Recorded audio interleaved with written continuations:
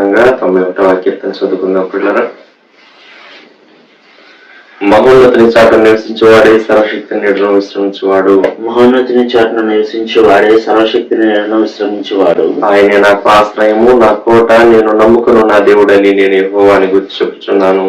ఆయనే నాకు ఆశ్రయము, నా కోట, నేను నమ్ముకున్న నా దేవుడని నేను యెహోవాని గురించి చెప్పుచున్నాను. వేటకాని ఊరిలో నుండి ఆయన నిన్ను విడిపించును, నాశనకరమైన తెగులు రాకుండా నిన్ను రక్షించును. వేటకాని ఊరిలో నుండి ఆయన నిన్ను విడిపించు, నాశనకరమైన తెగులు రాకుండా నేను రక్షించును. ఆయన తన రెక్కలతో నిన్ను కప్పును, ఆయన రెక్కల క్రింద నీకు ఆశ్రయం కలుగును. ఆయన సత్యము కేడమును డాలునై ఉన్నది. ఆయన తన రెక్కలతో నిన్ను కప్పును, ఆయన రెక్కల కింద నీకు ఆశ్రయం కలుగును. ఆయన సత్యము కేడమును డాలునై ఉన్నది. రాత్రి వేళ కలుగు భయమునకైనను, పగటి వేళ ఎగురు బాణమునకైనను, రాత్రి వేళ కలుగు భయమునకైనను, పగటి వేళ ఎగురు బాణమునకైనను, చీకటిలో సంచరించు తెగులునకైనను, మధ్యాహ్నం మందు పాడు చేయు రోగమునకైనను నీవు భయపడుకుందువు. చీకటిలో సంచరించు తెగులకైనను, మధ్యాహ్నం మందు పాడు చేయు రోగమునకైనను నీవు భయపడుకుందువు. నీ ప్రక్కన 1000 మంది పడినను, నీ కుడి పక్కన 10,000 మంది కూలినను అపాయం నీ అందుకు రాదు. నీ ప్రక్కన 1000 మంది పడినను, నీ కుడి ప్రక్కన 10,000 మంది కూలినను అపాయం నీ అందుకు రాదు. నీవు కన్నులారా చూచుండగా భక్తిహీనులకు ప్రతిఫలం కలుగును. నీవు కన్నులారా చూచుండగా భక్తిహీనులకు ప్రతిఫలం కలుగును. యెహోవా నీవే నా ఆశ్రయము అని నీవు మహోన్నతుడైన దేవుడు నీకు నివాసస్థలంగా చేసుకుని ఉన్నావు. యెహోవా నీవే నా ఆశ్రయము అని నీవు మహోన్నతుడైన దేవుని నీకు నివాసస్థలముగా చేసుకుని ఉన్నావు. నీకు అపాయమేమీ రాదు, ఏ తెగులును నీ గుడారం సమీపించదు. నీకు అపాయమేమీ రాదు, ఏ తెగులును నీ గుడారము సమీపించదు. నీ మార్గములన్నిటిలో నిన్ను కాపాడుటకు ఆయన నిన్ను గురించి తన దూతలకు ఆజ్ఞాపించును. నీ మార్గములన్నిటిలో నిన్ను కాపాడుటకు ఆయన నిన్ను గురించి తన దూతలకు ఆజ్ఞాపించును. నీ పాదములకు రాయి తగలకుండా వారు నిన్ను తమ చేతుల మీద ఎత్తి పట్టుకుందరు. నీ పాదములకు రాయి తగలకుండా వారిని తమ చేతుల మీద ఎత్తి పట్టుకుందరు. నీవు సింహములను నాగపామును త్రొక్కెదవు, కొదమ సింహములను భుజంగములను అనగదొక్కెదవు. నీవు సింహములను నాగపామును త్రొక్కెదవు, కొదమ సింహములను భుజంగములను అనగదొక్కెదవు. అతడు నన్ను ప్రేమించున్నాడు గనుక నేను అతన్ని తప్పించదను, అతడు నా నామం ఎరిగిన వాడు గనుక నేను అతని కనపరచదను. అతడు నన్ను ప్రేమించుచున్నాడు గనక నేను అతను తప్పించదను, అతడు నా నామం ఎరిగిన వాడు గనక నేను అతని కనపరచదను. అతడు నాకు మొరపెట్టగా నేను అతనికి ఉత్తరం ఇచ్చదను, శ్రమలో నేను అతనికి తోడై ఉండేదను, అతను విడిపించి అతని గొప్ప చేసేదను. అతడు నాకు మొరపెట్టగా నేను అతనికి ఉత్తరం ఇచ్చేదను, శ్రమలో నేను అతనికి తోడై ఉండేదను, అతని విడిపించి అతని గొప్ప చేసేదను. దీర్ఘాయు చేత అతనిని తృప్తిపరచదను, నా రక్షణ అతనికి చూపించదను. దీర్ఘాయువు చేత అతని తృప్తిపరచదను, నా రక్షణ అతనికి చూపించదను. ఆమేన్. Praise the lord. అందరికీ వందనాలు. మన క్రీస్తు శిలువ ప్రేమ ధ్యానాలు మనం ప్రారంభించుకుందాం ప్రియులరా. మహాగణుడా, మహోన్నతుడా, నీతిశిరుడా, న్యాయవంతుడా యేసయ్య, మీ ఘనమైన నామానికి మరొకసారి స్తుతులు స్తోత్రాలు వందనాలు చేయించుకుంటున్నాం నాయన. మరి తండ్రి, మీ కృప చొప్పున మీ దయలో మమ్మల్ని మీరు జ్ఞాపకం చేసుకొని దేవా మరొక దినం ఈ విధంగా మరి తండ్రి మీ వైపు మేము చూడడానికి మాకు ఇస్తున్నటువంటి ఈ గొప్ప భాగ్యం కొరకు, మంచి ఆధిక్యత కొరకు మీ స్తోత్రాలు వందనాలు చేయించుకుంటున్నాం. మరి ఎవరే మేము కూడా ప్రభా మరి మీ యొక్క పాదముల ఎదుట కూర్చొని మీ వాక్యం వినడానికి ఇచ్చినటువంటి గొప్ప మనసు కొరకు స్తోత్రాలు దేవా. ఉత్తమమైనటువంటి ఈ కార్యం కొరకు స్తోత్రాలు చేయించుకుంటున్నాం దేవా. మరి తండ్రి, శక్తి కలిగినటువంటి మీ వాక్యం, బలమైన మీ వాక్యం మేము వింటూ ఉండగా ప్రభా మా జీవితాల్లో గొప్ప కార్యాలు, బలమైన కార్యాలు దేవా మీరే జరిగించమని ప్రార్థన చేస్తున్నాం. మీ స్తోత్రాలు దేవా. నా మాట అగ్ని వంటిది కాదా అని సెలవిచ్చారు, అందును బట్టి మీ స్తోత్రాలు నాయన. దేవా, బండను బద్దలు చేయి సుత్తి వంటిది కాదా అని సెలవిచ్చారు, అందును బట్టి మీ స్తోత్రాలు దేవా. అగ్ని లాంటి మీ వాక్యం, సుత్తి లాంటి మీ వాక్యం దేవా. అలాగ మరి తండ్రి నాయన, మీ వాక్యం అద్దం వంటిదని వాక్యం సెలవిస్తూ ఉండగా దేవా మా జీవితాలు మేమేమై ఉన్నామో స్పష్టంగా మీ వాక్య విలువలో దేవా మరి తండ్రి మాకెంతో తేటగా అర్థమవుతూ ఉండగా మరి ప్రభా అటు శ్రేష్టమైన సమయాన్ని మాకెంతో మేలుకరంగా దీవెనకరంగా ఉంచి మనం ప్రార్థన చేస్తున్నాం. మీ స్తోత్రాలు ఆయన. మీ వాక్యం పాల వంటిది, అందరు బట్టి మీ స్తోత్రాలు దేవా. ఇప్పుడిప్పుడే రక్షింపబడుతూ దేవా మారు మనసులోకి వస్తున్నటువంటి బిడ్డలందరూ కూడా ఎంతో మేలుకరంగా దీవెనకరంగా ఈ యొక్క సమయం ఉండడానికి సహాయం చేయమని ప్రార్థన చేస్తున్నాం దేవా. మరి తండ్రి నాయన, జుంటి తేనె దారుల కన్నా మధురమైన వాక్యం సెలవిస్తుండగా దేవా ప్రభా అటు శ్రేష్టమైన వాక్యాన్ని మేము తీసుకొని దేవా మరి తండ్రి నాయన ఇంకను బలం పొందుకోవడానికి మాకు సహాయం చేయమని ప్రార్థన చేస్తున్నాం. ఆడుకునే పాటను మా కొరకు దీవించమని ప్రార్థన చేస్తున్నాను ఆయన. మా స్తుతుల మీద మీరు ఆశీర్వాదాలు ఉండమని ప్రార్థన చేస్తున్నాం. మీ సిలువలో మీరు చేసినటువంటి త్యాగాన్ని, సిలువలో మీరు చేసినటువంటి గొప్ప కార్యాన్ని మేము మరొక దేవా మరి తండ్రి నాయన పాట ద్వారా మీ నామాన్ని గొప్ప చేస్తూ ఉండగా ప్రభా అయ్యా ఆ దీవెన మా అందరి మీద నిలిచి ఉండడానికి సహాయం చేయమని ప్రార్థన చేస్తున్నాం. కృప చూపించండి, సహాయం చేయండి. దేవా మీ వాక్యం ద్వారా మా దైవజనురాల ద్వారా మీరు మాతో మాట్లాడమని ప్రార్థన చేస్తున్నాం. మీరు మాట్లాడే దేవుడు అంటున్నందుకు మీ స్తోత్రాలు. మీరు మాట్లాడుతూ వస్తున్న విధానం అంతటి కొరకు స్తోత్రాలు. ఈ సమయం కూడా మరి తండ్రి నాయన ఈ దినం కూడా మీ మెరడైన స్వరాన్ని మీరు మాకు వినిపింపజేయమని ప్రార్థన చేస్తున్నాం. దేవా మరి ఎలాగైతే ప్రభా మీ యొక్క మాటలో తన హృదయంలో భద్రపరుచుకున్నదో తలపోసుకున్నదో దేవా రీతిగా మేము కూడా నాయన శ్రేష్టమైన మీ వాక్కును మా హృదయాల్లో భద్రపరుచుకొని ముందున్నటువంటి దినాల్లో ముందున్నటువంటి జీవితంలో దేవా ఎంతో మెరుగైనటువంటి ఆత్మీయ జీవితంలో మేము కొనసాగడానికి దేవా మరి తండ్రి ప్రభా మాకు వచ్చేటువంటి ప్రతివితమైనటువంటి దేవా క్లిష్టమైనటువంటి పరిస్థితులన్నింటిలో కూడా ప్రభా మీ వాక్యాన్ని ముందు పెట్టుకొని అద్భుతమైనటువంటి జీవితంలో మేము సాగిపోవడానికి దేవా యొక్క మంచి పునాదిగా ఈ యొక్క సమయాన్ని మా కొరకు దీవించమని ప్రార్థన చేస్తున్నాం. దేవా ఈ యొక్క గంట సమయం ఎంతో మేలుకరంగా దీవెనకరంగా ఉంచమని యేసుక్రీస్తు వారి అతి పరిశుద్ధమైన నామములోనే స్తుతించి ప్రార్థన చేసి దీన మనస్తాడి వేడుకుంటున్నాం పరలోకపు తండ్రి, ఆమేన్. సమయంలో మనం ఒక పాట పాడి దేవుని నామాన్ని మహింపరుద్దాం ప్రియులరా. షారోనాత్మి గీతాల్లో నుంచి 626వ పాట పాడుకుందాం. ఎటువంటి యాగంబు చేసితివి యేసు నీవలే నేనుండా నా కొరకై అనేసి. ఎటువంటి యాగంబు చేసితివి యేసు నీవలే నేనుండా నా కొరకై. ఎటువంటి యాగంబు చేసితివి యేసు నీవలే నేనుండా నా కొరకై. పరమ తండ్రి సన్నిధి పరలోక ప్రణుతింపు విడచితివి. పరమ తండ్రి సన్నిధి పరలోక ప్రణుతింపు విడచితివి. పశువుల తొట్టిలో పండితివి. పశువుల తొట్టిలో పండితివి. పరమ ప్రేమంచు పాను. ఎటువంటి యాగంబు చేసితివి యేసు నీవలే నేనుండా నా కొరకై. ఎటువంటి యాగంబు చేసితివి యేసు నీవలే నేనుండా నా కొరకై. జన్మదినము నుండియో జనులకై ప్రాణంబు ఇచ్చు వరకు. జన్మదినము నుండియో జనులకు ప్రాణంబు ఇచ్చు వరకు. మాకై సిలువ బాధ నొందితివి. మాకై సిలువ బాధ నొందితివి. మమ్మును విమోచింపను. ఎటువంటి యాగంబు చేసితివి యేసు నీవలే నేనుండా నా కొరకై. ఎటువంటి యాగంబు చేసితివి యేసు నీవలే నేనుండా నా కొరకై. తమ తల్లిదండ్రులను తమ స్వంత వాటిని విడచిపెట్టి. తమ తల్లిదండ్రులను తమ సొంత వాటిని విడచిపెట్టి. నీ సిలువ మోయు వారెల్లరును. నీ సిలువ మోయు వారెల్లరును నీ మహిమంచు చేతారు. ఎటువంటి యాగంబు చేసితివి యేసు నీవలే నేనుండా నా కొరకై. ఎటువంటి యాగంబు చేసితివి యేసు నీవలే నేనుండా నా కొరకై.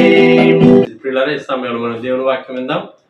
దైవజనురాలు మిస్సెస్ భానుప్రభ గారు మనకు దేవుని వాక్యాన్ని అందిస్తారు. పరిశుద్ధ నామములో క్రీస్తు శిలువ ప్రేమ ధ్యానములకు పాల్గొంటున్న ప్రభు బిడ్డలందరికీ శుభములు తెలియజేస్తా ఉన్నాను. దేవుని వాక్యాన్ని ధ్యానం చేసుకుందాం. దాని కొరకు మనం మత్తయి సువార్తలో నుంచి ఒక వచనాన్ని చదువుకుందాం. మత్తయి రాసిన సువార్త 27వ అధ్యాయం 32వ వచనం. మత్తయి సువార్త 27వ అధ్యాయం 32వ వచనం. వారు వెళ్ళుచుండగా కురేనీయుడైన సీమోన్ అను ఒకడు కనబడగా ఆయన శిలువ మోయుటకు అతనిని బలవంతము చేసిరి. ప్రార్థన చేసుకుందాం.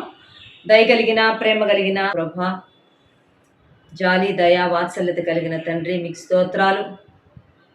నూతనముగా మేడల మీరు కలిగి ఉన్న ప్రేమ కొరకు స్తోత్రాలు, కృప కొరకు స్తోత్రాలు తండ్రి. మీ మంచితనం అంతటిని బట్టి మిమ్మల్ని స్తుతిస్తూ ఉన్నాం.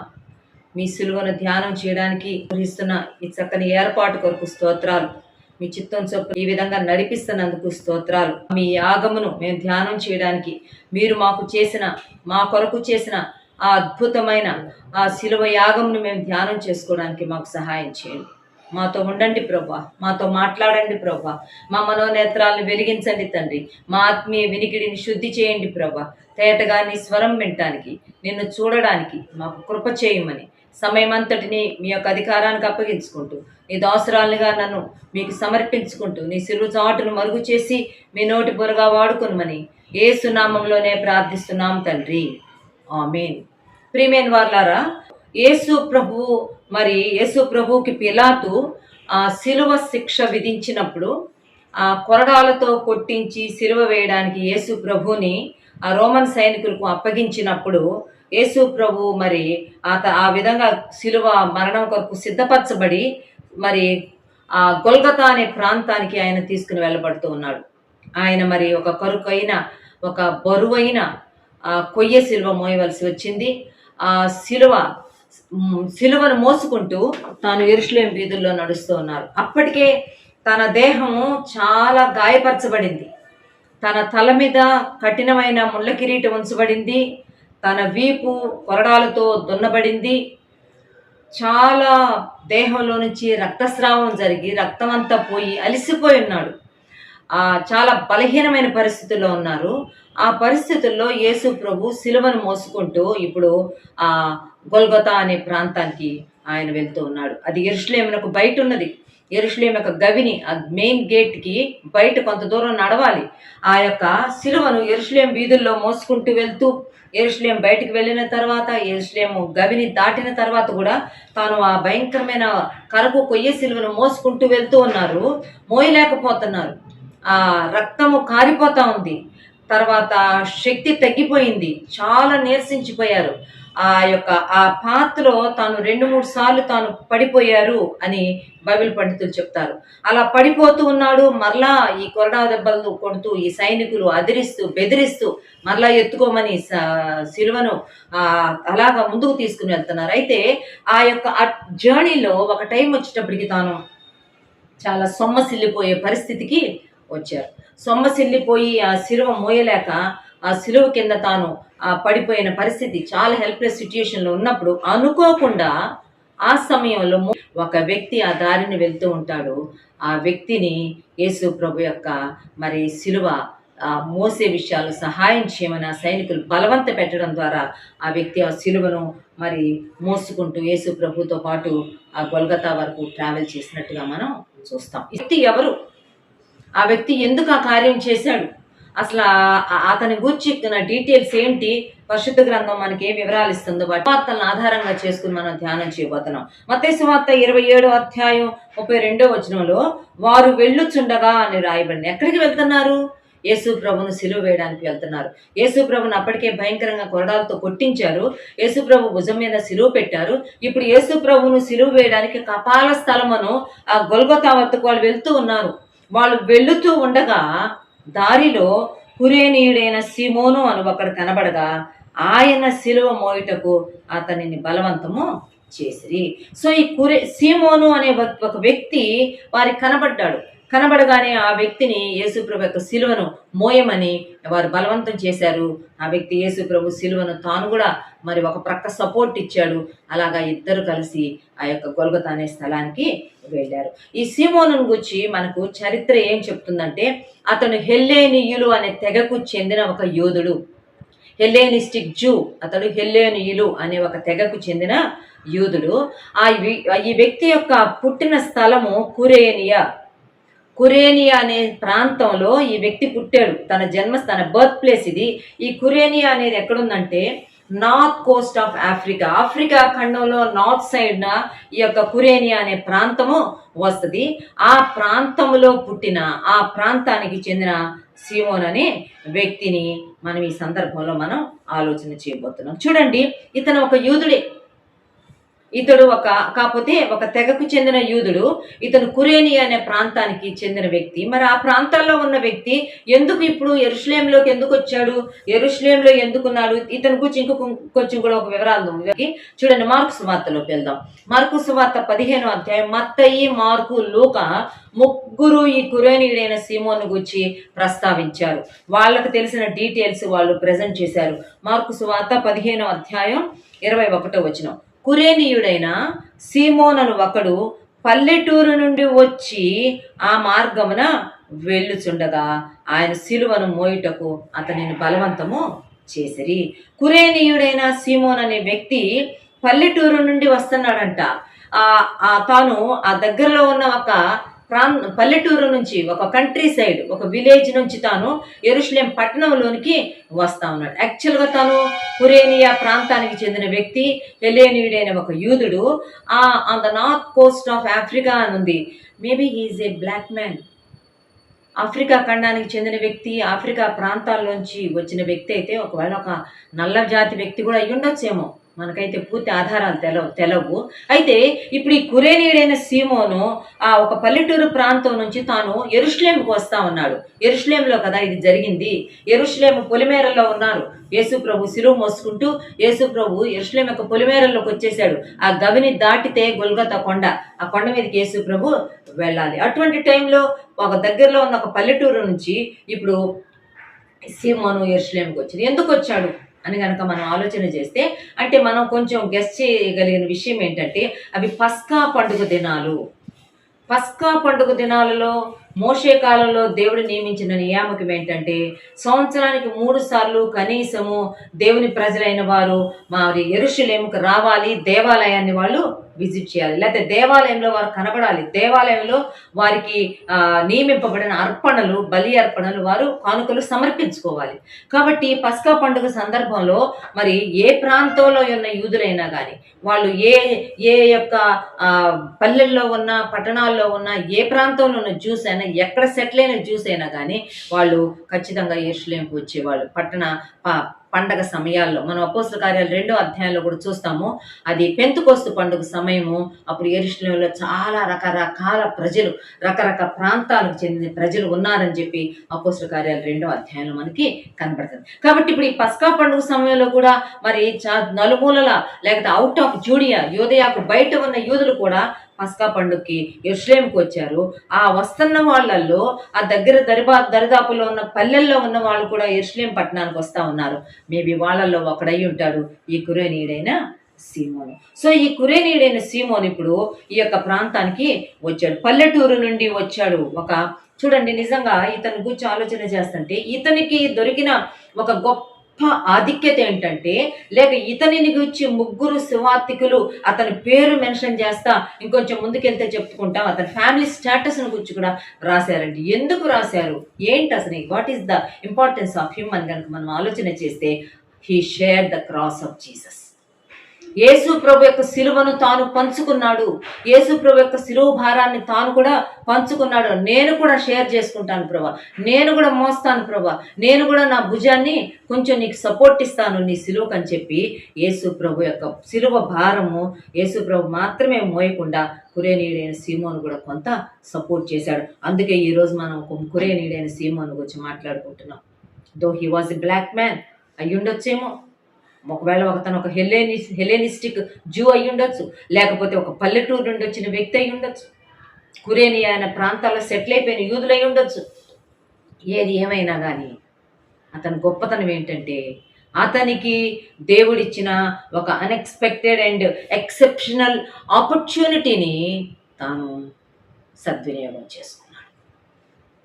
దేవుడు కురేనీయుడైన సీమోనికి ఒక మోస్ట్ అన్ఎక్స్పెక్టెడ్, అస్సలు ఏమాత్రమో తను ఎక్స్పెక్ట్ చెయ్యని, ఎక్సెప్షనల్, చాలా అరుదైన ఒక అవకాశము దొరికింది తనకి. ఏంటంటే దేవుని కుమారుడైన యేసుక్రీస్తు సర్వమానవాళ యొక్క పాపానికి ముంగుర్తుగా ఉన్న సిలువను మోసుకుంటూ వెళ్తూ ఉండగా ఆ సిలువను భరించడానికి, ఆ సిలువ భారాన్ని తాను కూడా కొంచెం పంచుకోవడానికి దేవుడు తనకిచ్చిన అవకాశాన్ని కురేనీయుడైన సీమోను పంచుకున్నాడు. ఇది చాలా చాలా గొప్ప విషయము. తన జీవితంలో మేబీ తను అదే ఫస్ట్ ఏమో యేసు ప్రభుని చూడడం, లేక అదే ఫస్ట్ ఏమో యేసు ప్రభుని గురించి వినటం, లేక అదే ఫస్ట్ ఏమో తను అసలు ఆ పట్టణానికి రావడం, వి డు నాట్ నో. ఏదేమైనా కానీ తనకు దొరికిన, తనకు అనుగ్రహించబడిన దట్ ఓన్లీ వన్ ఆపర్చునిటీని తను ఒక బ్లెస్సింగ్గా మార్చేసుకున్నాడు. సుమా, చూడండి, జీవితంలో అవకాశాలు ఎప్పుడూ రావు, గుర్తుపెట్టుకోండి. జీవితంలో వచ్చిన అవకాశాలను మాత్రం చేజార్చుకోవడం అనేది చాలా శోచనీయం, లేక చాలా విచారకరం. దేవుడు మనకిచ్చిన తరుణాలను, దేవుడు ఇచ్చిన అవకాశాలను సద్వినియోగం చేసుకోవాలి. అందుకే ఎఫ్సీ పత్రిక 5వ అధ్యాయంలో ఉంటుంది, దినములు చెడ్డవి గనక మీరు సమయమును పోనీయొద్దు, సద్వినియోగం చేసుకోండి. అజ్ఞానుల వలె కాక జ్ఞానుల వలె పోయిన అవకాశాలు మరలా రావండి. అనుకుందాం కొంతసేపు. ఈ కురేనీయుడైన సీమోను బలవంతంగా పట్టుకొని వచ్చారంట. ఆయన పట్టుకొని బలవంతంగా యేసు ప్రభు సిలువను మోయమని చెప్పారంట. ఒకవేళ అంత బలవంతంగా చేస్తున్నా కానీ ఒకవేళ తను వాళ్ళని అందరిని తోసేసి తను వెళ్ళిపోయి ఉండుంటే అవకాశం మళ్ళా వచ్చేదా? సీమోను కంటే ఖచ్చితంగా వచ్చేది కాదు. అంతేకాదు, నేను ఇక్కడ మనం అందరం ఆలోచించాల్సిన విషయం ఏంటంటే, సీమోను ఒక్కడే ఉన్నాడా? చూడండి, కురేనీయుడైన సీమోను ఒక్కడే ఉన్నాడా యేసు ప్రభు సిలువ షేర్ చేసుకోవడానికి? నో. యేసు ప్రభును సిలువ కొరకు తీసుకుని వెళ్తుంటే బహుజన సమూహం యేసు ప్రభుని వెంబడించారు. ఇరుపక్కల జనాలున్నారు, స్త్రీలున్నారు, పురుషులున్నారు. అందరూ వీధుల్లోకి వచ్చేసేసారు. ఏడ్చేవాళ్ళు ఏడుస్తూ ఉంటే అసలు చాలా భయంకరమైన దృశ్యం అది. లూకా సువార్త 23వ అధ్యాయం 27వ వచనం చదువుతున్నాను నేను. అందులో ఉంటది, గొప్ప జన సమూహమును ఆయనను గూర్చి రొమ్ము కొట్టుకొనుచు దుఃఖించుచున్న చాలా మంది స్త్రీలను ఆయనను వెంబడించిరి. He was not alone. Jesus was not alone. ఆయన ఒంటరిగా లేడు. ఆయన ఒక్కడే కాదు ఆ రోజు సిలువ మోస్తుంది. ఆయన పక్కన గొప్ప జనసమూహం ఉన్నది. రోడ్డుకి ఇరుపక్కల గొప్ప జనసమూహం ఉన్నారు. అంతేకాకుండా భయంకరంగా గుండెలు కొట్టుకుంటూ ఏడుస్తున్న స్త్రీలు ఉన్నారు. ఆ క్రూసిఫిక్షన్ని అమల్లో పెట్టడానికి రోమన్ సైనికులు ఉన్నారు, శతాధిపతులు ఉన్నారు. ఏమో ఆ జన సమూహంలో శిష్యులు కూడా ఉన్నారేమో, దాక్కొని వెనకాల ఎవరు కనపడకుండా అలాగని యేసయ్య పక్కన వెళ్ళి నిలబడలేకుండా వెళ్తా ఉన్నారు. ఎంతో మంది ఉన్నారు. విచారించవలసిన విషయం ఏంటంటే, ఎవరు ముందుకు రాలేదండి.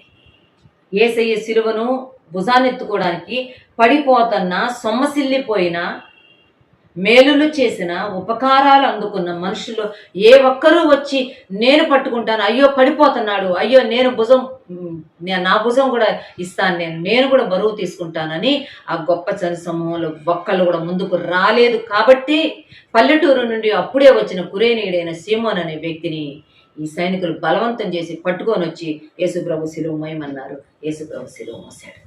ఎంత గొప్ప విషయం కదా.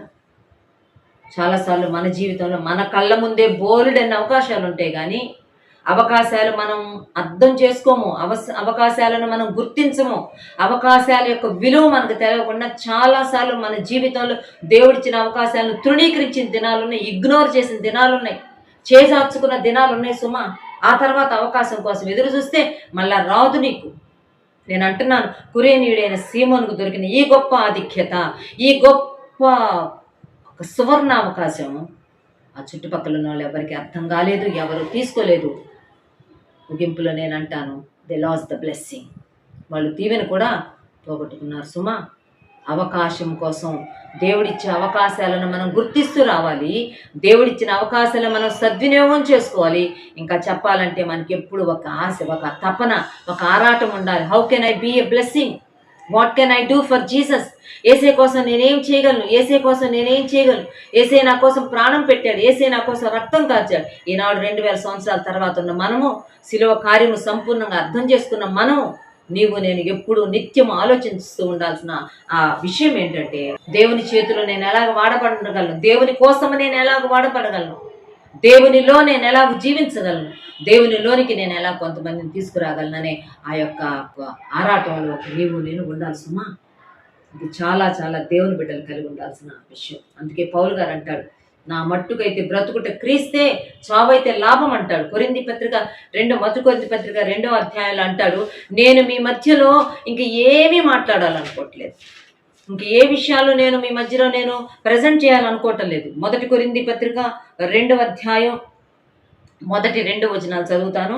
సహోదరులారా, నేను మీ యొద్దకు వచ్చినప్పుడు వాక్చాతుర్యముతో గాని జ్ఞానాతిశయముతో గాని దేవుని మర్మమును మీకు ప్రకటించుచూ వచ్చిన వాడను కాను.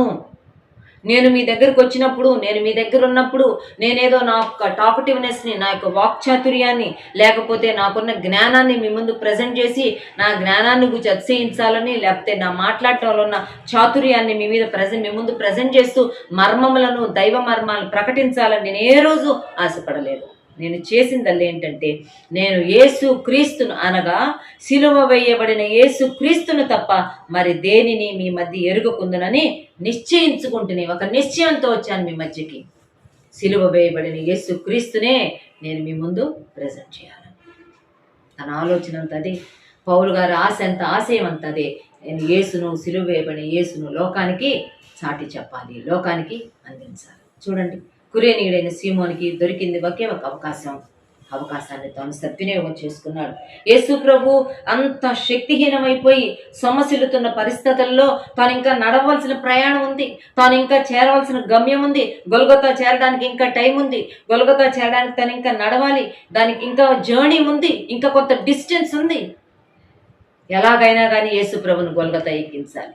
ఎందుకంటే యేసు ప్రభు ఒక మరణ స్థలము, యేసు ప్రభు సిలువ వేయబడవలసిన స్థలం, ఇట్ వాజ్ ఆర్డర్డ్, అది నిర్ణయించబడింది. కపాల స్థలం అనే గొల్గొతా కొండ మీద యేసు ప్రభుతో ఇద్దరు బందిపోటు దొంగలను సిలువ వేయాలి. కాబట్టి అక్కడ దాకా వెళ్లాల్సిందే, అక్కడ దాకా వీళ్ళని తీసుకెళ్లాల్సిందే. యేసు ప్రభువును గాయపరిచారు, యేసు ప్రభువుకు రక్త గాయాలు, యేసు ప్రభు దేహంలోంచి రక్తస్రావం జరిగిపోయింది. కానీ యేసు ప్రభు చేయాల్సిన ట్రావెల్ జర్నీ ఇంకా ఉన్నది.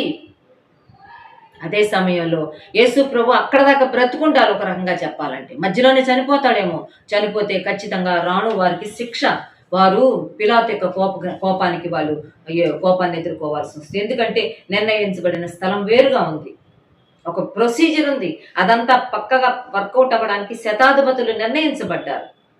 అందుకే వాళ్ళు ఎక్కడ యేసు ప్రభు ఈ సిలువలో దారిలోనే చనిపోతాడేమో, ఇక్కడే మధ్యలోనే కొలాప్స్ అయిపోతాడేమో.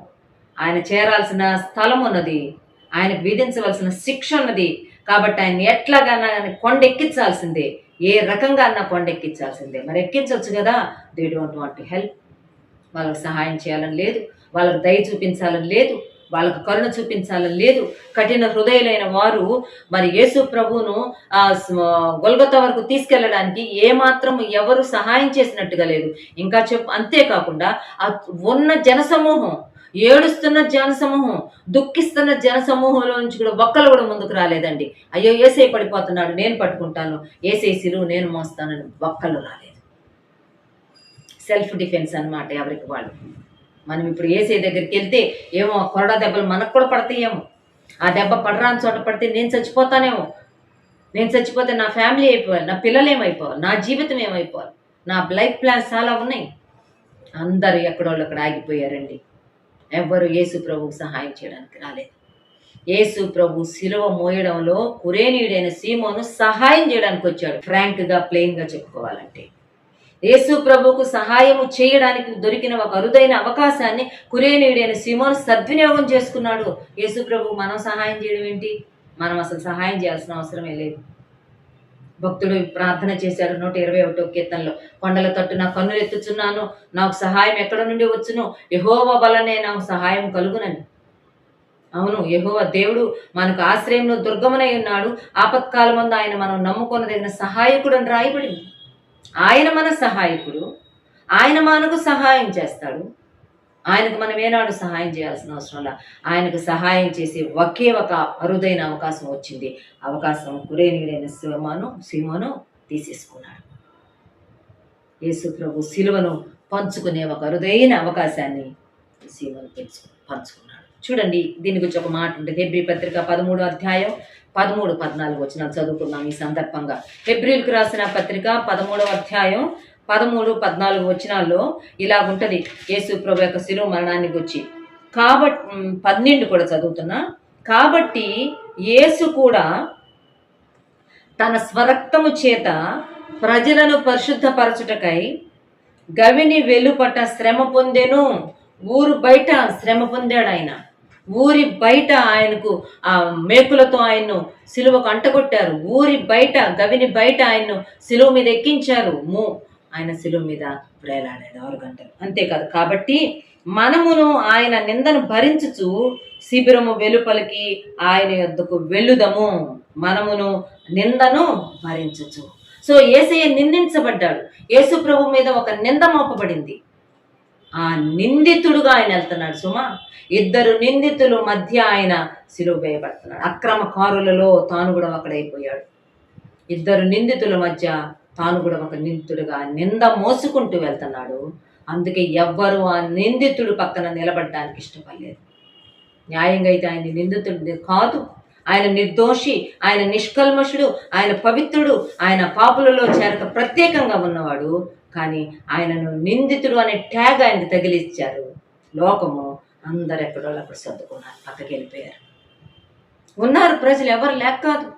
ఈ కురేనీయుడు సీమోను వెళ్తున్నప్పుడు పల్లెటూరు నుండి వచ్చిన ఆ మార్గం వచ్చి ఆ మార్గంలో పోవచ్చుండగా ఆయన శిలువ మోయుటకు అతనిని బలవంతము చేసిరి. మత్తయి సువార్తలో ఉంటుంది, కురేనీయుడైన సీమోనను ఒకడు కనపడగా. అక్కడ కనపడటం ఏంటి? చాలామంది ఉన్నారు జనాలు అక్కడ.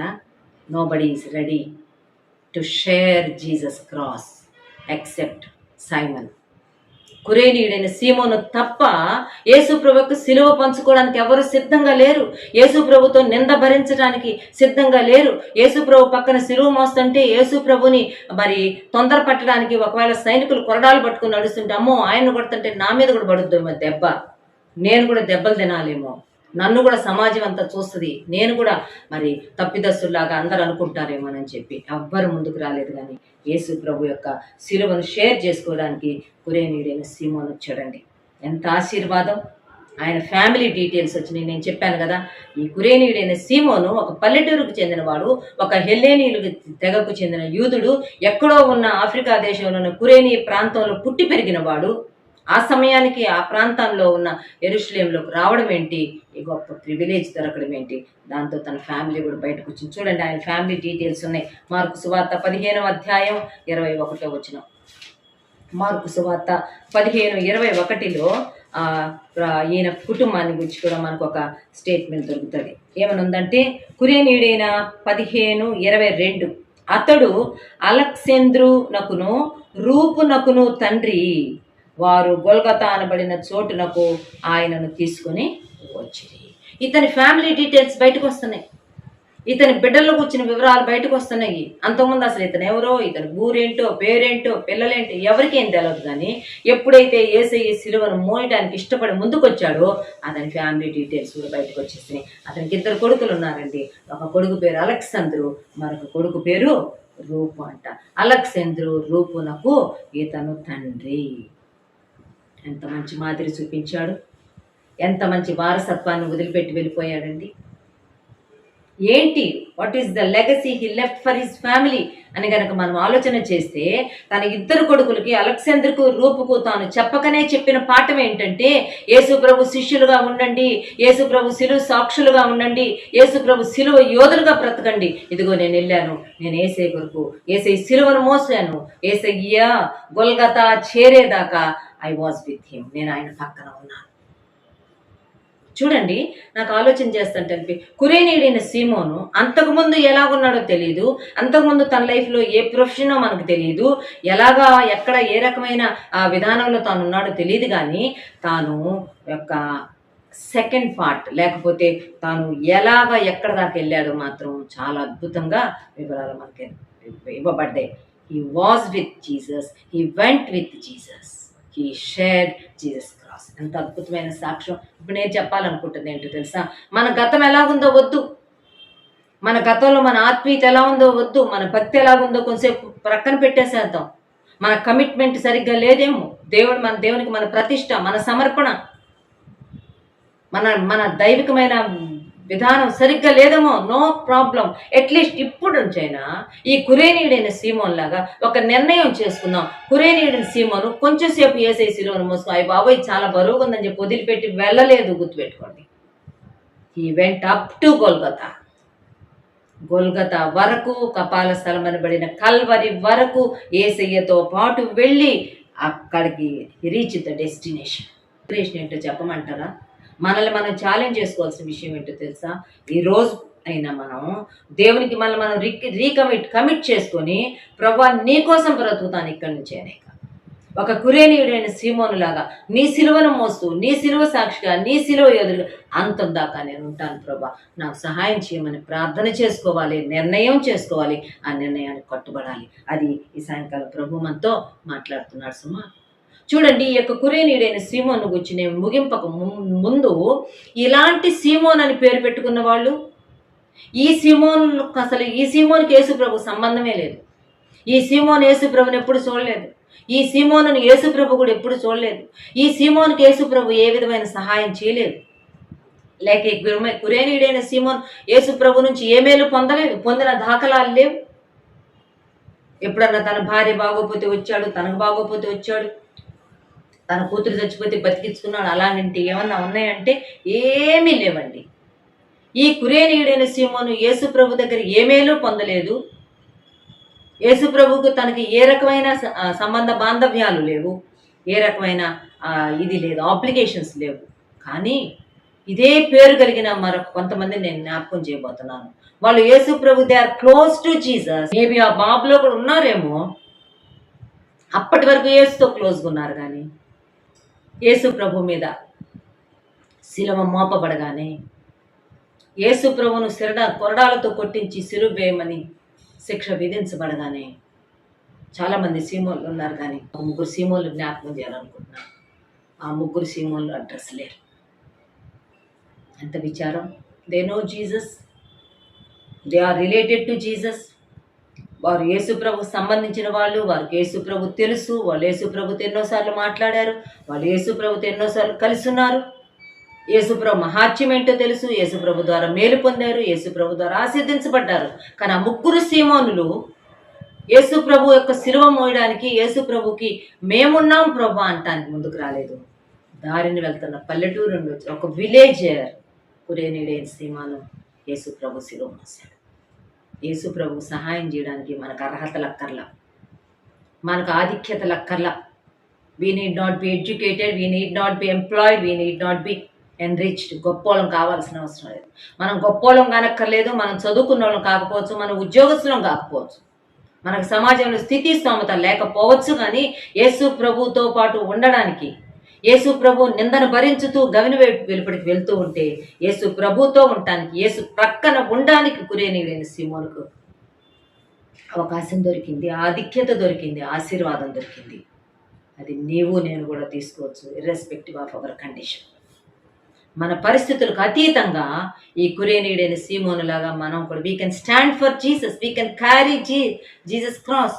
ఏసై శిలువ మనం కూడా మోయొచ్చు, ఏసై శిలువను మనం కూడా పంచుకోవచ్చు. సుమా, ఎందుకు ఈ కోణంలో మనం ఆలోచించకూడదు? ఆలోచన చేయండి. నేను 3 సీమోన్లు గబగబా మనకున్న సమయంలోనే నేను జ్ఞాపకం చేస్తాను. చూడండి, బైబిల్ గ్రంథంలో నుంచి మొట్టమొదటిగా లూకాసు వార్త 6వ అధ్యాయం 15వ వచనంలో ఒక సీమోను కనబడుతున్నాడు. ఈ సీమోను యేసు ప్రభుకి చాలా దగ్గరగా ఉన్న వ్యక్తి. లూకాసు వార్త 6వ అధ్యాయం 15వ వచనం నేను చదువుతాను. 6:15లో 14 నుంచి ఉంటుంది, లేకపోతే 13లో ఏమని ఉంటుందంటే, ఉదయం అయినప్పుడు ఆయన తన శిష్యులను పిలిచి వారిలో 12 మందిని ఏర్పరచి వారికి అపోస్తలులు అని పేరు పెట్టెను. తనకు చాలా మంది శిష్యులు ఉన్నారు, వాళ్ళలో 12 మందిని ఏర్పరిచాడు, సపరేట్ చేసుకున్నాడు, వాళ్ళకు అపోస్తలులు అని పేరు పెట్టాడు. ఆ 12 మందిలో నేను చెప్పాలనుకుంటున్న వ్యక్తి ఎవరంటే 15వ వచనంలో ఉన్నాడు. మత్తయి, తోమా, అల్ఫే కుమారుడైన యాకోబు, జెలోతే అనబడిన సీమోను. జెలోతో అనబడిన సీమోను యేసు ప్రభు యొక్క 12 మంది అపోస్తలుల్లో ఒక అపోస్తలుడు. యేసు ప్రభు నియమించుకున్న 12 మంది శిష్యుల్లో ఒక శిష్యుడు. జెలోతే అంటే అర్థం కింద రాయబడింది మతాభిమాని అంట. యోధా మతం యొక్క అభిమాని. యోధా మతం అంటే చాలా ఎక్కువ రోషం కలిగిన మతాభిమాని అయిన జెలోతే అని పిలువబడే ఈ సీమోను, he was not there at the cross. సిలువను మోసుకుని వెళ్తా ఉంటే యేసు ప్రభు దగ్గర లేడు సుమా. ఎక్కడ వాడో ఈయన తెలియదు, కానీ ఈయన యేసు ప్రభు దగ్గరికి తీసుకున్నాడు, ప్రేమించాడు, నేర్పించాడు, శిష్యుడిగా చేసుకున్నాడు, అపోస్తలుగా నియమించాడు, సమాజంలో ఒక స్థానం ఇచ్చాడు, ఒక ఆధిక్యత ఇచ్చాడు, ఒక బాధ్యత ఇచ్చాడు, ఒక ఉన్నతమైన స్థానంలో నిలబెట్టాడు. కానీ ఆ జెలోతి అనే సీమోను యేసు ప్రభు ఒంటరిగా సిలువను మోసుకుంటూ యెరూషలేం వీధుల్లో రక్తసిక్తమైన దేహంతో నడవలేక నడుస్తూ సొమ్మసిల్లిపోతూ బరువు మోయలేక పడతా లేస్తా సొమ్మసిల్లిన పరిస్థితుల్లో జెలోతి అనబడిన సీమోను లేడు సుమా. ఎంత విచారం, ఒక్కసారి ఆలోచన చేయండి. యేసు ప్రభుతో మనకున్న రిలేషన్షిప్ ఏంటి? యేసు ప్రభు పక్షంగా సిలువ మోయడానికి, యేసు ప్రభు పక్షంగా ఒక శ్రమను భరించడానికి, ఒక శ్రమను ఎత్తుకోవడానికి మన మనసు ఎలాగ స్పందిస్తుంది, ఎలా ఉన్నామో ఈ జెలోతి అనబడిన సీమోను జీవితం ద్వారా మనం ఆలోచించుకోవాలి. ఇంకో సీమోను చూపిస్తాను చూడండి. ఇంకొక సీమోను మత్తయి సువార్త 13వ అధ్యాయం 55వ వచనం. Matthew chapter 13 and verse 55. Mattayi 13:55. ఈ సీమోను ఎవరు అని గనక మనం చూస్తే యేసు ప్రభుని గురించి చెప్పుకుంటున్నారు వాళ్ళందరూ. ఇతడు వడ్లవాని కుమారుడు కాడా? ఇతని తల్లి పేరు మరియ కాదా? యాకోబు, యోసేపు, సీమోను, యూదా అనువారు ఇతని సోదరులు కారా? యేసు ప్రభుకి 4 హాఫ్ బ్రదర్స్ ఉన్నారండి. 4 హాఫ్ బ్రదర్స్ అంటే యోసేపు మరియమ్మలకు పుట్టిన పిల్లలు. వాళ్ళ 4 కుమారుల పేర్లు రాయబడ్డాయి. వాళ్ళలో యాకోబు, యూదా, యోసేపు, సీమోను. యాకోబు పత్రిక రాశాడు, యోదా పత్రిక రాశాడు. ఇంకా సీమోను, యోసేపు ఉన్నారు చూడండి. వాళ్ళ సంగతులు ఏం లేవు. ఏమండి, ఈ 4 యేసయ్య హాఫ్ బ్రదర్సే. ఈ 4కి యేసుప్రభు ఏంటో తెలుసు, ఎంతో తెలుసు. యాకోబుకి ఎంత తెలుసో సీమోనుకు అంతే తెలుసుంటాడు. యోదా పత్రిక రాసిన యోదాకి ఎంత తెలుసో సీమోనుకు అంతే తెలుసుంటాడు. వాళ్ళకు తెలుసు యేసుప్రభు యొక్క మహాత్యం, యేసుప్రభు యొక్క గొప్పతనం, యేసుప్రభు యొక్క దైవత్వం. కానీ యేసుప్రభు సిలువ మోసుకుని వెళ్తుంటే ఈ సీమోను ఎక్కడా లేడండి. ఒకే ఇంట్లో పెరిగారు, ఒకే కంచంలో తిన్నారు, ఎంతో చక్కగా పెరిగారు ఆ ఇంట్లో. కానీ తన సహోదరుడైన యేసుప్రభుకి ఇంత శిలువ శిక్ష విధించబడి యెరూషలేం వీధుల్లో ఊరేగింపుగా కొట్టుకుంటా తీసుకెళ్తుంటే హాఫ్ బ్రదర్ అయిన సీమోన్ అని పేరున్న ఈ సీమోన్ అడ్రస్ లేదు. ఎంత విచారం, ఆలోచన చేయండి. యేసు ప్రభుని మనం ఎంతవరకు యేసు ప్రభుతో రిలేట్ అవ్వడానికి ఇష్టపడుతున్నాం, కనెక్ట్ అవ్వడానికి ఇష్టపడుతున్నాం, ఆయనకు చెందిన వారు అని చెప్పుకోవడానికి ఇష్టపడుతున్నాం, ఎక్కడ ఆయనకు చెందిన వారు అని చెప్పుకోవడానికి ఇష్టపడుతున్నాం, ఎక్కడ ఆయన తెలియనట్టు నటిస్తున్నాం. మేబీ ఈ యొక్క జెలోతి అనబడిన సీమోను, తన హాఫ్ బ్రదర్ అయిన సీమోను ఆ గుంపులో ఉన్నాడేమో, ఆ గొప్ప జనసమూహంలో ఉన్నారేమో.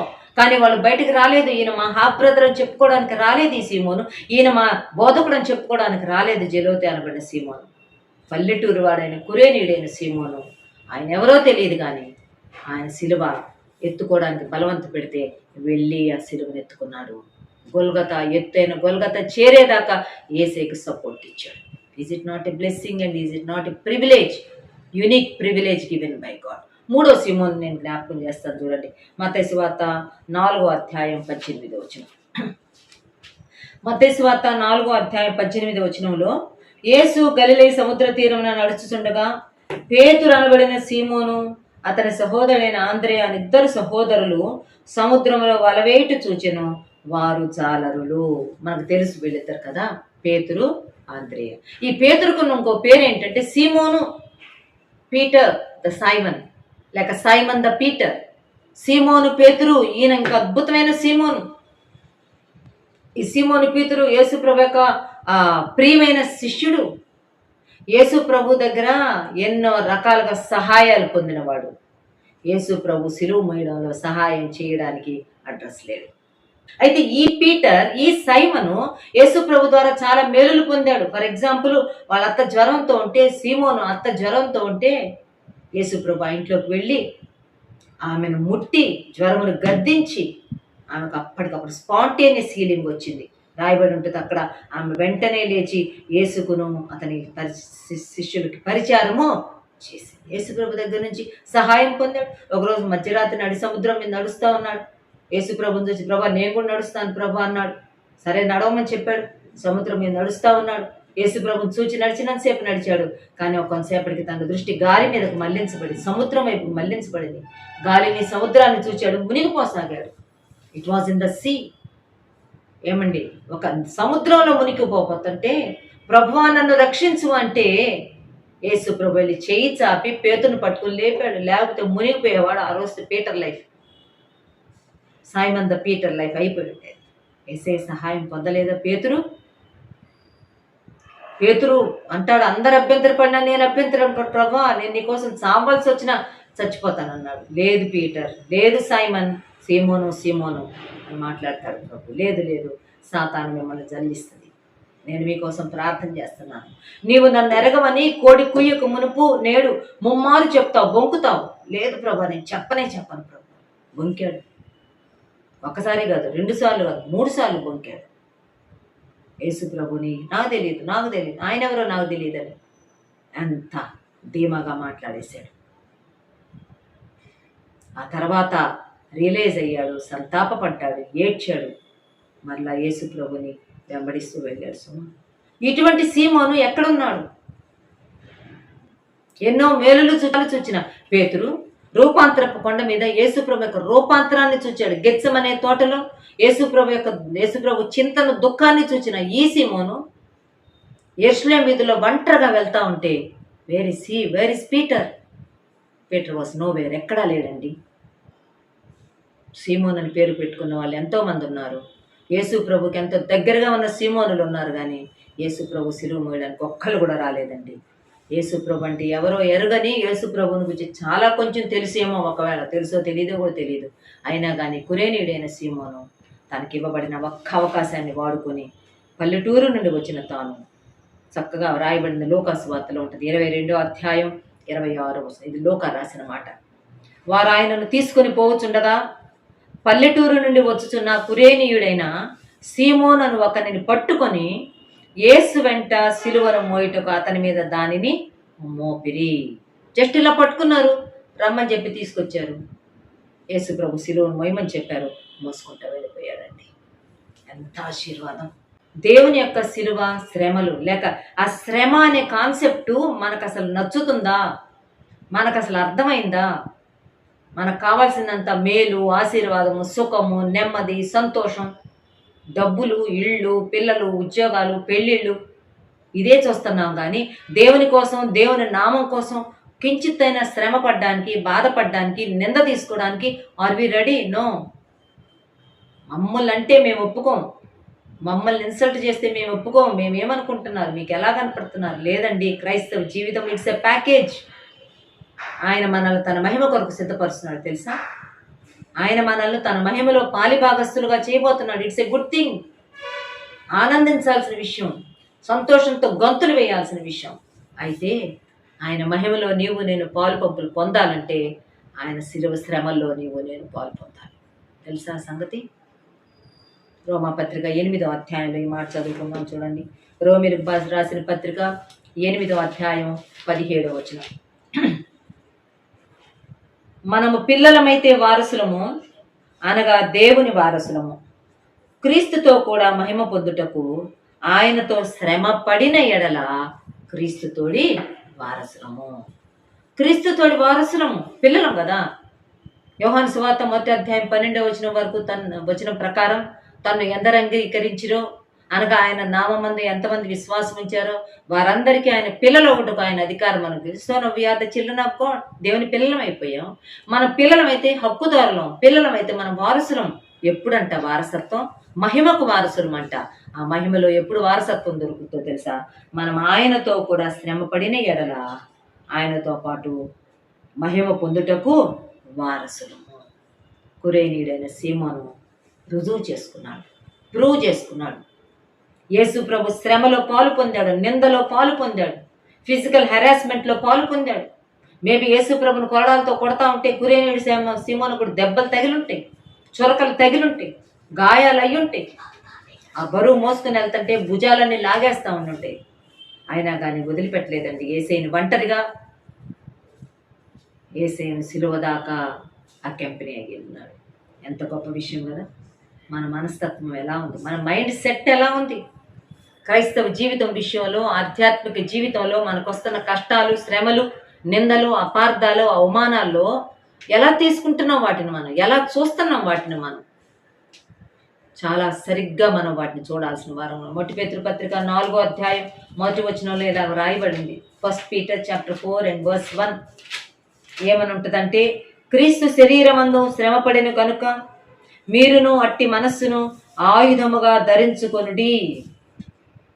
క్రీస్తు he suffered in his body, శరీరంలో శ్రమపడ్డాడు ఆయన. కాబట్టి మీరును అట్టి మనస్సును ఆయుధముగా ధరించుకోండి. నీ మనసుకు చెప్పుకో, there will be physical suffering, there will be physical suffering, strain, stress, persecution, there will be. శ్రమ ఉంటుంది, నలుగుడు ఉంటుంది, ఒత్తిడి ఉంటుంది, ఇబ్బంది ఉంటుంది, బాధ ఉంటుంది, నొప్పి ఉంటుంది. చెప్పుకో నీ మనసుకు నువ్వు. కురేనీయుడైన సీమోను చెప్పుకున్నాడేమో, బాధపడద్దు, నొప్పి, కాళ్ళు ఒత్తుకుంటున్నాయి, ముళ్ళు గుచ్చుకుంటున్నాయి, రాళ్ళు తగులుతున్నాయి. తన బాడీతో తాను చెప్పుకొని ఉంటాడు, నేను ఇప్పుడు ఎవరి శిలువ మోస్తున్నాను? సర్వలోక రక్షకుడి శిలువ మోస్తున్నాను. నేను భరిస్తా, నేను ఓర్చుకుంటా. I will reach the destiny. Golgotha వరకు నేను వెళ్తాను, యేసయ్యను నేను వదిలిపెట్టాను. చూడండి, ఇదే మొదటి పేతురు పత్రిక 4వ అధ్యాయం 12వ వచనం నుంచి ఇలా చదువుతాను నేను. ప్రియులారా, మిమ్మల్ని శోధించుటకు మీకు కలుగు అగ్ని వంటి మహాశ్రమను గుచ్చి మీకేదో ఒక వింత సంభవించుతున్నట్లు ఆశ్చర్యపడకుడి. మీకు వస్తున్నాయి శ్రమలు, అవి బహుశా మీకు అగ్ని లాంటి శ్రమల్లాగా ఉన్నాయేమో, కానీ మీకు ఏదో ఒక వింత సంభవించినట్లుగా ఫీల్ అవ్వద్దు. క్రీస్తు మహిమ బయలుపరచబడినప్పుడు, ఒక రోజు దేవుడు మహిమ ఇట్ విల్ బి రివీల్డ్. ఆ రోజు మీరు మహానందముతో సంతోషించు నిమిత్తము క్రీస్తు శ్రమలలో మీరు పాలివారయ్యున్నంతగా సంతోషించుడి. కురేనీయుడైన సీమోనుకి ఆధిక్యత దొరికింది. క్రీస్తు శ్రమలలో తాను కూడా పాలివాడయ్యాడు. చాలా హ్యాపీగా ఉంది నాకు. మేబీ అనుకుందాం, ఏసై సిలువ అంతా అయిపోయిన తర్వాత ఆ నెక్స్ట్ వీక్లో కురేనీయుడైన సీమోన్ కనబడ్డాడు ఎక్కడో. ఆయన ఇంటర్వ్యూ చేస్తున్నారు పిలిచి, యా ఎలాగుంది, what is your experience, what are your feelings అని చెప్తే చాలా సంతోషంగా ఉంది. చాలా సంతోషం. అంత బరువు మోసావు కదా, కొడలతో కొడతా ఉన్నారు, నీకు కూడా దెబ్బలు తగిలినాయి కదా, నీ చొక్కా కూడా చినిగిపోయింది కదా, నీ చెప్పులు కూడా తెగిపోయినాయి కదా అంటే, ఏం పర్వాలేదు, చినిగిపోయినా తెగిపోయినా చాలా సంతోషం ఉంది. ఎందుకో చెప్పమంటారా? సర్వలోక రక్షకుడైన మెస్సియా క్రీస్తు యొక్క శ్రమలో నేను కూడా పాలు పొందాను. ఎంత బాగుందో, నాకు ఎంత హాయిగా ఉందో ఇప్పుడు గుర్తు చేసుకున్నా నాకు చాలా సంతోషం. నా ఒళ్ళు పులకరించిపోతుంది, దేవుడు నన్ను ఎన్నుకున్నాడా అని. క్రీస్తు శ్రమల్లో పాలివారైనంతగా సంతోషించుడి. క్రీస్తు నామము నిమిత్తము మీరు నింద పాలైన ఎడల మహిమాస్వరూపి అయిన ఆత్మ అనగా దేవుని ఆత్మ మీ మీద నిలుచుచున్నాడు కనుక మీరు ధన్యులు. దేవుని కోసం మీరు నిందల పాలైతే, చూడండి చాలాసార్లు వి ఫీల్ ఎ లాట్. మన మీద జనాలు వేసే నిందలు చూస్తే చాలా కుళ్ళి ఫీల్ అయిపోతుంటాడు. అంటున్నాడు, క్రీస్తు నిమిత్తము మీరు నింద పాలైన ఎడల మహిమాస్వరూపి అయిన ఆత్మ అనగా దేవుని ఆత్మ మీ మీద నిలుచుచున్నాడు కనుక యు ఆర్ బ్లెస్డ్, మీరు ధన్యులు అని చెప్తున్నాడు. ప్రియమైన వారలారా, మనతో మాట్లాడతాను. జీవితం పట్ల, విశ్వాస యాత్ర పట్ల మన దృక్పథాన్ని సరి చేసుకుందాం. అంతకుముందు ఎలాగున్నా కానీ ఇక ముందుకు సరి చేసుకుని సరైన విధానంలో చూద్దాం, సరైన జీవితాలు జీవిద్దాం. ఆయన మన జీవితాల ద్వారా మయంపరచాలి. ముగ్గురు సీమోన్లను చెప్పుకున్నాం. They are close to Jesus but they are not at Jesus cross. యేసయ్య సిలువను క్యారీ చేయలేదు. ఏమీ ఎరగని కురేనీయుడైన సీమోను యేసు ప్రభు యొక్క సిలువను మోసాడు, సిలువ శ్రమలో పాలు పొందాడు. Really he's blessed. ఒక గొప్ప వారసత్వాన్ని తన పిల్లలకు వదిలిపెట్టాడండి. ఒక గొప్ప మాదిరి తన పిల్లలకు వదిలిపెట్టాడు. మీ తరంలో కూడా మీరు దేవుని కొరకు సేవ చేయండి. మీ తరంలో కూడా ఇలాంటి కష్టాలు ఏదైనా ఎదుర్కోవాల్సి వస్తే ధైర్యంగా ఎదుర్కోండి, నాలాగా మీరు ఎదుర్కోండి అని చెప్పాడేమో. చూడండి, రోమా సంఘంలో they took a great place. ఒక్క మాట చదివి నేను ముగిస్తాను. రోమీలకు రాసిన పత్రిక 16వ అధ్యాయం 13వ వచనంలో ఈ కురేనీయుడైన సీమోను కుటుంబాన్ని గురించి అక్కడ ఒక మాట ఉందండి. రోమా 16:13 ప్రభువునందు ఏర్పరచబడిన రూపునకు వందనములు, అతని తల్లికి వందనములు, ఆమె నాకును తల్లి. ప్రభువునందు ఏర్పరచబడిన రూపు. కురేనీయుడైన సీమోనికి 2 కొడుకులు. వాళ్ళ పేర్లో ఒక కొడుకు పేరు అలెగ్జాండరు, మరొక కొడుకు పేరు రూపు. అతని గురించి రాయబడింది, అతన్ని దేవుడు ఏర్పరచుకున్నాడు. గాడ్ హ్యాస్ చోజన్ రూపును దేవుడు ఏర్పరచుకున్నాడు. రోమా సంఘంలో దేవుని ఏర్పాట్లో రూపు ఉన్నాడు. అంతేకాకుండా అతని తల్లికి కూడా వందనాలు చెప్పండి, ఆమె నాకు కూడా తల్లి. రూపు తల్లి ఎవరంటే కురేనీయుడైన సీమోను భార్య. వాళ్ళు రోమా సంఘంలో ఉన్నారు. దేవుని కోసం అగ్నిలాగా వాళ్ళు జ్వలిస్తూ ఉన్నారు. దేవుని కోసం వాళ్ళు చక్కగా ప్రకాశిస్తూ ఉన్నారు. అంటున్నాడు పౌలు గారు, ఆమె ఆ తల్లికి వందనాలు చెప్పండి, ఆమె నాకు కూడా తల్లి అని చెప్తున్నాడు. చించుకుందాం, ప్రార్థన చేసుకుందాం. ప్రభు శ్రమలో పాలు పొందుట అది గొప్ప ఆశీర్వాదం అని, అది మనకు దీవెన తీసుకొస్తుందని, మహిమ తీసుకొస్తుందని గుర్తుపెట్టుకొని ధైర్యంతో ముందుకు సాగి వెళ్దాం. ప్రార్థన చేసుకుందాం. దయచేసి అందరి తలలు వంచండి. మహాగరుడ సర్వశక్తిమంతుడ యేసయ్య, మరొకసారి మీ నామానికి స్తుతులు స్తోత్రాలు వందనాలు చేయించుకుంటున్నాం. దేవా మరి తండ్రి ప్రభువా, ఈ సమయంలో కురేనియుడైనటువంటి సిమోన్ యొక్క జీవితాన్ని మీరు మా ఇరుగు తీసుకొచ్చిన విధానం అంతటి కొరకు స్తోత్రాలు వందనాలు చేయించుకుంటున్నాను ఆయన. దేవా అవును ప్రభువా, మరి తండ్రి తనకు వచ్చినటువంటి అవకాశాన్ని ఏ రీతిగా ప్రభువా సద్వినియోగం చేసుకున్నాడో దేవా, ఆ విషయాలు మీరు మాకు జ్ఞాపకం చేసిన విధానం అంతటి కొరకు స్తోత్రాలు ఆయన. దేవా మరి తండ్రి అయ్యా, మేము కూడా ప్రభువా మీ సిలువ మోయడానికి దేవా అటువంటి అనుభవాన్ని గుండా మేము వెళ్ళడానికి మాకు వచ్చే ప్రతి అవకాశాన్ని మేము సద్వినియోగం చేసుకోవడానికి సహాయం చేయండి ఆయన. దేవా ప్రార్థన చేయడానికి అవకాశం వచ్చినప్పుడు దేవా మరి వాక్యం చదవడానికి, వాక్యం చెప్పడానికి, అలాగే మరి తండ్రి నాయన వాక్య ప్రకారం జీవించడానికి దేవా మాకు ఇస్తున్నటువంటి అవకాశాలన్నీ కూడా ప్రభు అద్భుతంగా సద్వినియోగం చేసుకోవడానికి మాకు సహాయం చేయమని ప్రార్థన చేస్తున్నాం. దేవా మరి తండ్రి అంత మాత్రమే కాదు నాయన, అయ్యా కురేనేటువంటి సిమోను దేవా మరి పల్లెటూరు వాడని మీరు మాకు జ్ఞాపకం చేశారు. మీ స్తోత్రాలు. అవును ప్రభా, మీ సిలువ మోయడానికి మీ యొక్క మరి తండ్రి కార్యాల్లో ముందుకెళ్ళడానికి దేవా అర్హతలు అవసరం లేదని దేవా సిద్ధపాటు కలిగినటువంటి మనస్సు, సిద్ధ మనస్సు దేవా మేము కలిగి ఉంటే చాలని దేవా మీరు హెచ్చరించిన విధానం అంతటి కొలు స్తోత్రాలు. అవును ప్రభా, ఎవరు కూడా మరి తండ్రి నాయన నాకు జ్ఞానం లేదని, నాకు చదువు లేదని, నాకు తెలివి లేదని దేవా ప్రభా మరి తండ్రి నేను ఎంతో తండ్రి పల్లెటూరు వాళ్ళని ఏమాత్రం ప్రభా తమను తాము ఎంతగానో ప్రభా మరి నాయన కృంగిపోక దేవా మీరు ముందుకి తీసుకువెళ్ళమని ప్రార్థన చేస్తున్నాను ఆయన. మీలో సంతోషంగా, బలంగా, ఆత్మీయంగా ముందుకు సాగిపోవడానికి మంచి విశ్వాసము, ఆత్మీయత దేవా సమృద్ధిగా మీ బిడ్డలందరికీ మీరు దయచేయమని ప్రార్థన చేస్తున్నాం. ఈ స్తోత్రాలు. దేవా కురేనుడైనటువంటి సిమోను మాత్రమే కాదు కానీ దేవా మరి ప్రభా ఇంకా అనేక మంది సిమోనుని మీరు మా ఇంటికి తీసుకొచ్చిన విధానం అంతా కూడా స్తోత్రాలు. జలోతే అనబడినటువంటి సిమోని మా ఇంటికి తీసుకొచ్చారు దేవా మరి తండ్రి. ఆయన కూడా సిలువ దగ్గర మరి తండ్రి ముందుకు సిలువ మోయడానికి ఇష్టపడలేదని దేవా మరి తండ్రి నాయన మీరు జ్ఞాపకం చేశారు. అంత మాత్రమే కాదు దేవా సహోదరుడైనటువంటి ప్రభా సిమోని మీరు వారికి తీసుకొచ్చారు దేవా మరి తండ్రి. తాను కూడా ప్రభా సందర్భంలో దేవా ముందుకు రాలేదని దేవా మీరు జ్ఞాపకం చేశారు. అంత మాత్రం కాదు ప్రభా సిమోన్ పేతురు మీరు మా ఇంటికి తీసుకొచ్చారు దేవా. తాను కూడా ప్రభా సమయంలో ముందుకు రాలేదని జ్ఞాపకం చేశారు. మీ స్తోత్రాలైన దేవా. కేవలం ప్రభా కురేనుడైనటువంటి సిమోను ఏ రీతిగా మరి తండ్రి నాయన ధైర్యంతో ప్రభా ముందుకొచ్చి ఇచ్చిన అవకాశాన్ని సద్వినియోగం చేసుకున్నాడు దేవా. అట్టి శ్రేష్టమైన జీవితం మాకు కూడా దయచేయమని ప్రార్థన చేస్తున్నాం దేవా. మా జీవితాల్లో అనుదిన జీవితాల్లో మరి ప్రభా ఈ యొక్క క్రైస్తవ జీవితంలో మాకు శ్రమలు కూడా మరి తండ్రి నాయన అవి ఉంటాయని దేవా తుదకు మహిమగా మారుస్తారని మీరు మాతో మాట్లాడారు. మీ స్తోత్రాలు చేయించుకుంటున్నాం దేవా. మరి తండ్రి ఆ రీతిగా మాకు వచ్చేటువంటి శ్రమలకు మేము బ్రదరక, భయపడక, చెడియక విశ్వాసంతో, ధైర్యంతో ముందుకు సాగిపోవడానికి సహాయం చేయండి. తద్వారా మీకు మహిమ, మా అందరిలో గొప్ప సంతోషం తుదకు మేము కలిగించుకోవడానికి సహాయం చేయమని ప్రార్థన చేస్తున్నాం దేవా. కృప చూపించండి, సహాయం చేయండి ఆయన. భక్తుడు దేవా కీర్తన 91లో చదివించిన రీతిగా మరి ప్రభా ఈ యెహోవా వల్లనే మాకు సహాయం అన్న రీతిగా అన్ని విషయాల్లో మీరే మాకు సహాయం చేసి నడిపించమని ప్రార్థన చేస్తున్నాం. మీ స్తోత్రాలు. ఏకీభవించిన ప్రతి బిడ్డని, ప్రతి వ్యక్తిని మీరు జ్ఞాపకం చేసుకోండి.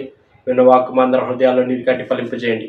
సమస్త విషయాల్లో సహాయం చేయమని దినదినం నూతనమైనటువంటి దేవా వాక్కుతో మమ్మల్ని నింపుతూ బలపరుస్తున్న విధానం అంతటి కొరకు మీ స్తోత్రాలు చేయించుకుంటున్నాం దేవా. వాక్యం అందించినటువంటి దైవజనురాలను బట్టి మీ స్తోత్రాలు చేయించుకుంటూ యేసుక్రీస్తు వారి పరిశుద్ధమైన నామములోనే స్తుతించి ప్రార్థన చేసి దీన మనస్సు అడిగి వేడుకుంటున్నాం పరలోకపు తండ్రి.